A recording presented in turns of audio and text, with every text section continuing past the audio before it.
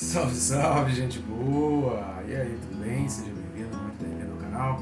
Nesse vídeo nós vamos falar a respeito do seguinte: a importância em conhecer os caminhos de Deus. Não sai daí, fica comigo até o final, vamos junto?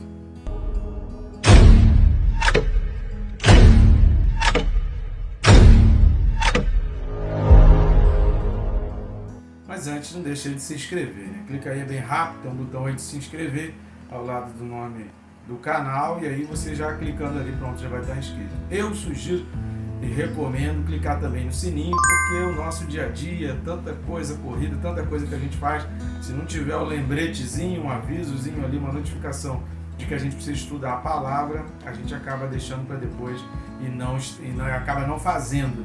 Então tem notificação que é chata, que perturba, mas algumas são importantes e necessárias, porque senão a gente não organiza o nosso dia.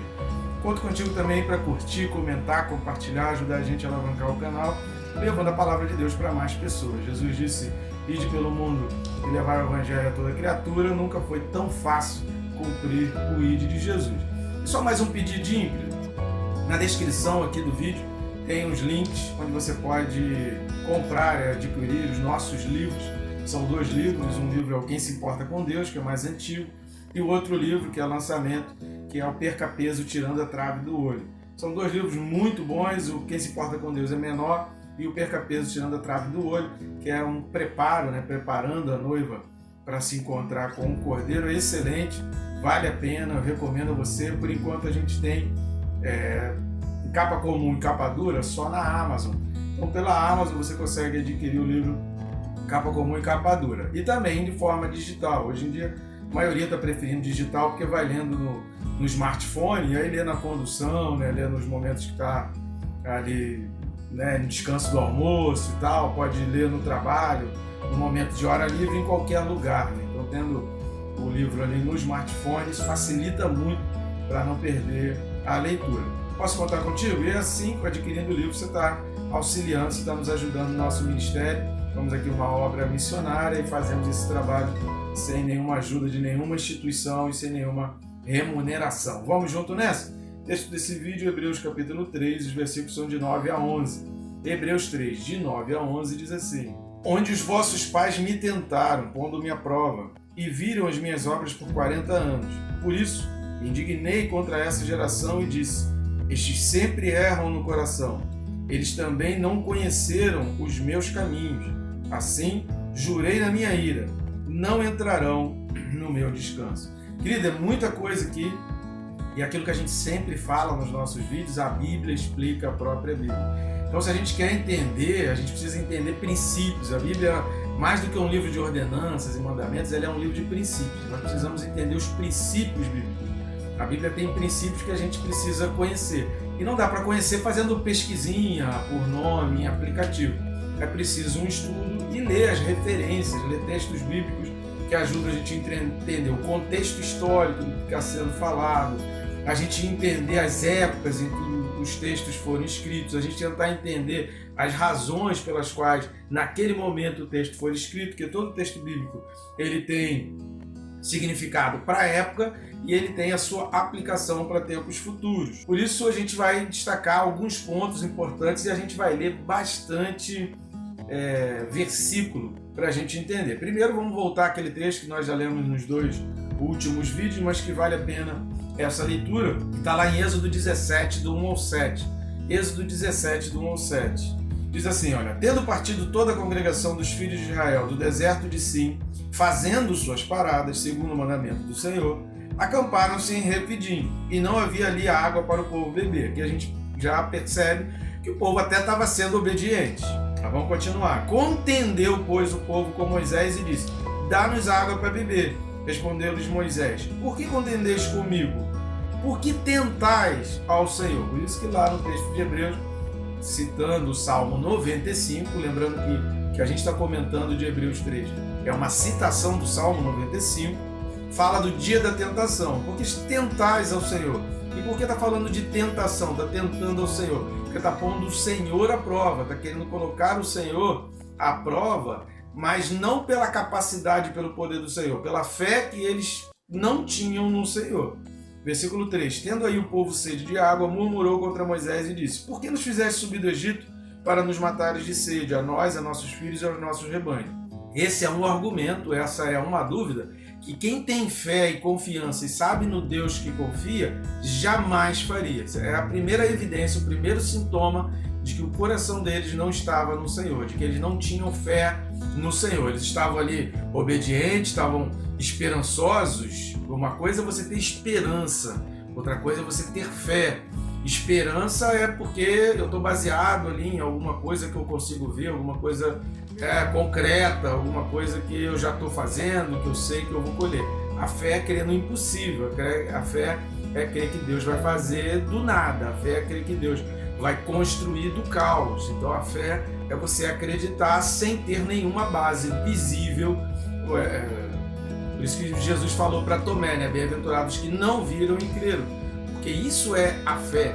A fé bíblica é isso, é você não se basear em coisas sólidas e coisas concretas, mas você acreditar que aquilo vai acontecer pelo poder de Deus. Exatamente quando chegamos no limite de que a partir daqui só o impossível acontece, essa é a área de atuação de Deus. Então clamou Moisés ao Senhor: que farei este povo? Só lhe resta apedrejar. Moisés ficou com medo. Respondeu o Senhor a Moisés: passa diante do povo e toma contigo alguns dos anciãos de Israel. Leva contigo em mão o bordão que feriste o rio e vai. Eis que estarei ali diante de ti sobre a rocha em Horebe. Moisés confiou em Deus. Ferirás a rocha e dela sairá água e o povo beberá. Moisés assim o fez na presença dos anciãos de Israel.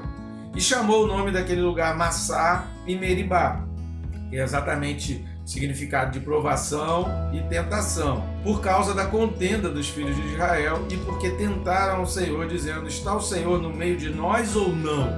Então eles tentaram a Deus. Como no vídeo passado foi claramente manifesto, né, que o povo não tinha fé, e a gente acabou de entender isso daqui pelos próprios argumentos, que eram sintomas de alguém que não tem fé, mesmo diante de diversos milagres. O povo duvidou do propósito de Deus para a sua vida. E aqui nesse vídeo a gente vai trabalhar muito com esses conceitos. Um conceito é o conceito relacional, do Deus relacional. O outro conceito é o conceito de ver milagres. Tá? Então a gente vai trabalhar com isso. O que vale mais? O que Deus quer mais de nós?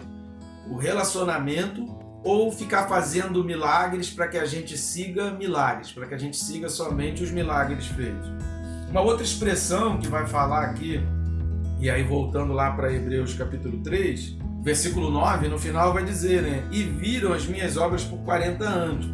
Viram as minhas obras por 40 anos? Deus está falando com o povo. Olha, tanto quanto no tempo do povo no deserto, quanto no tempo do povo ali com Jesus, é evidente para nós, tanto ser alvos diretos de milagres, quanto compartilhar os milagres que estão vendo, não são fatores determinantes para a fé.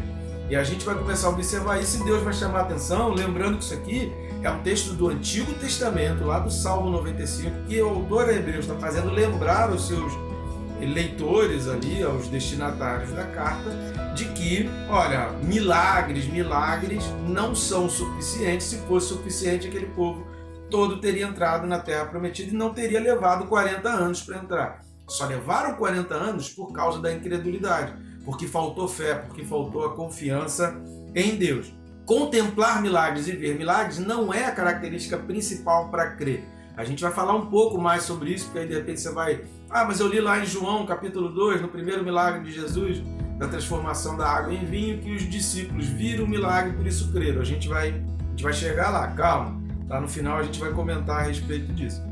Então, nesse texto, quando está falando, viram durante 40 anos os meus sinais, Deus está se indignando com aquele povo, falando assim, poxa, não é possível, tanta coisa que eu fiz e o povo continua não acreditando em mim. E aí é o que entra o versículo 10. Por isso me indignei contra essa geração.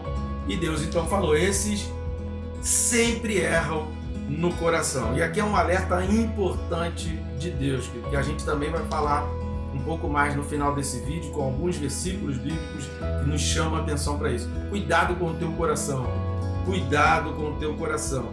Deus fica indignado. Aqui na palavra grega, não estou indo no hebraico do 95, Salmo 95, mas estou indo na palavra grega utilizada pelo autor aos Hebreus, significa descontente, desgostoso.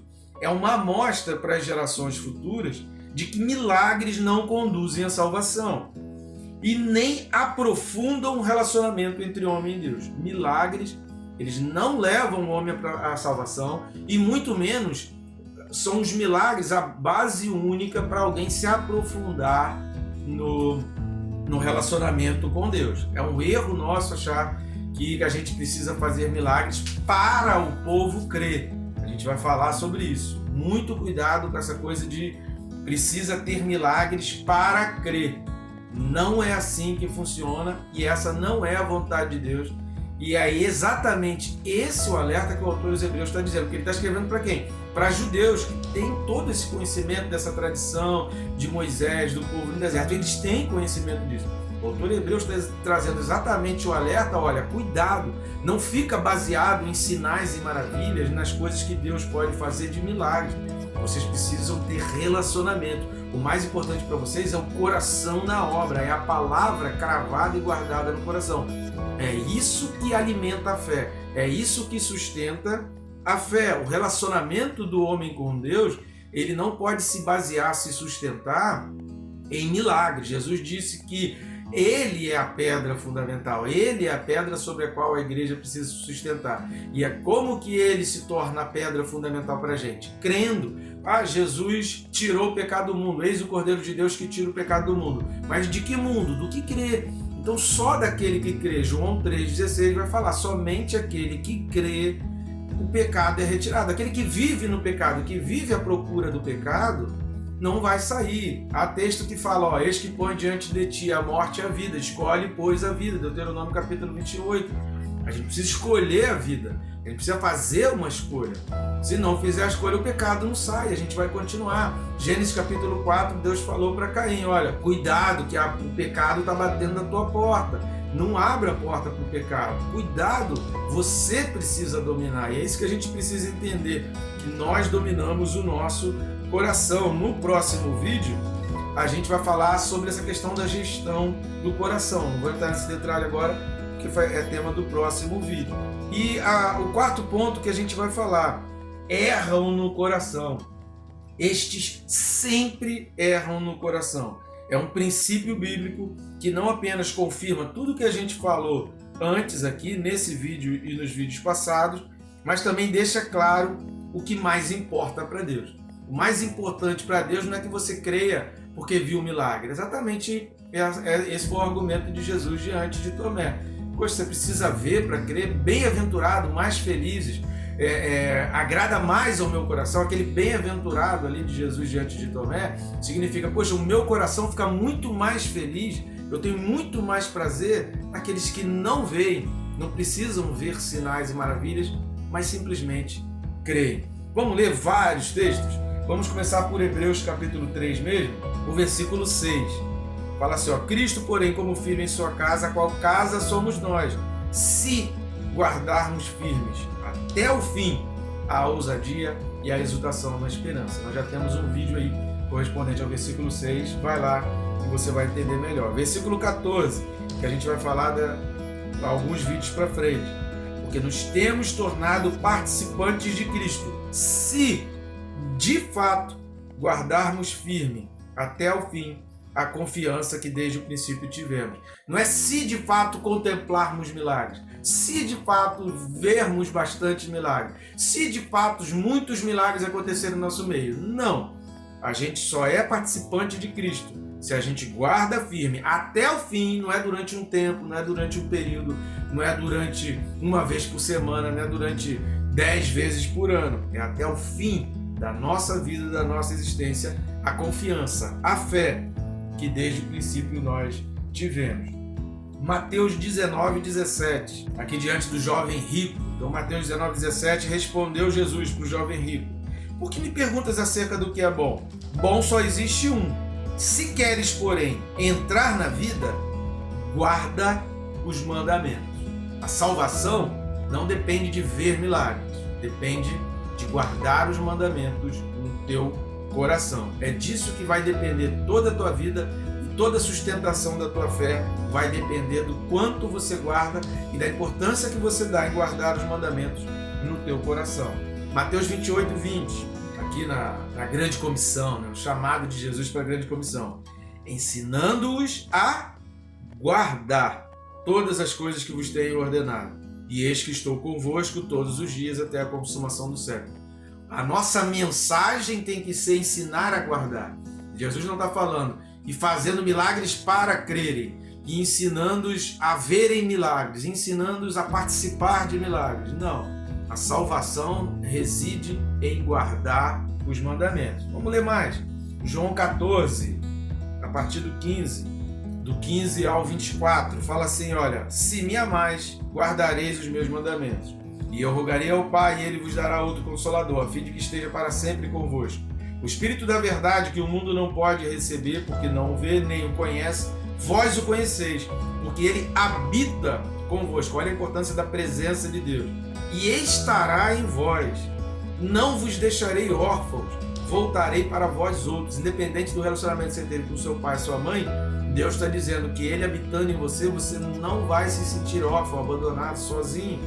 Ainda por um pouco, versículo 19, e o mundo não me verá mais. Vós, porém, me vereis, porque eu vivo, vós também vivereis. Naquele dia vós conhecereis que eu estou em meu Pai, e vós em mim, e eu em vós. Aquele que tem os meus mandamentos e os guarda, esse é o que me ama.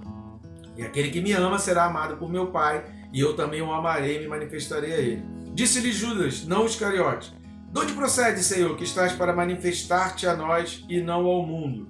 Respondeu Jesus, se alguém me ama, guardará a minha palavra, e meu Pai o amará, e viremos para ele, e faremos nele morada. Essa coisa de que Deus se manifesta, que Deus se manifesta até no diabo, que Deus está sendo manifesto em tudo quanto é lugar, querido, a gente pode contemplar e ver Deus, mas para quem tem fé, nenhum sinal é necessário. Para quem não tem fé, qualquer sinal é dispensável.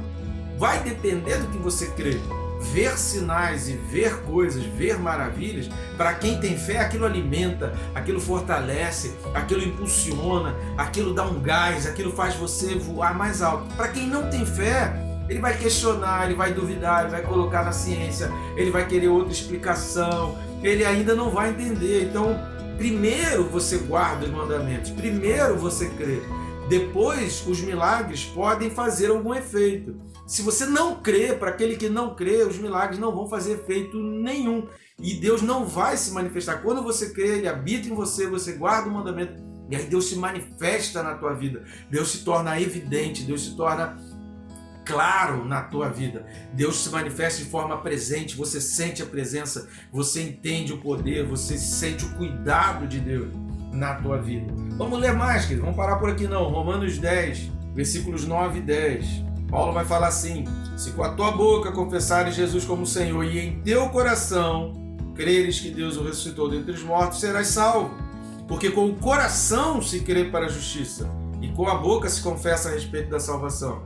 É com o coração que se crê para a justiça, não é com os olhos, não é o que você vê, não é com o que você contempla, é com o teu coração, é com a base do teu coração. Porque lá em João capítulo 2 diz que os discípulos viram aqueles milagres e creram em Jesus. Porque no coração eles já tinham guardado o chamado. Lembra que só foi para aquelas bodas, só foi para aquela festa de casamento pessoas da confiança de Jesus, pessoas que Jesus escolheu, pessoas que Jesus chamou. Então primeiro eles creram no chamado, primeiro eles atenderam o chamado, primeiro eles foram obedientes, primeiro eles guardaram aquele chamado, porque senão ninguém acompanhava. Quem não guardou o chamado de Jesus não acompanhou naquela festa. Só foi para aquela festa quem já estava acompanhando, quem já estava...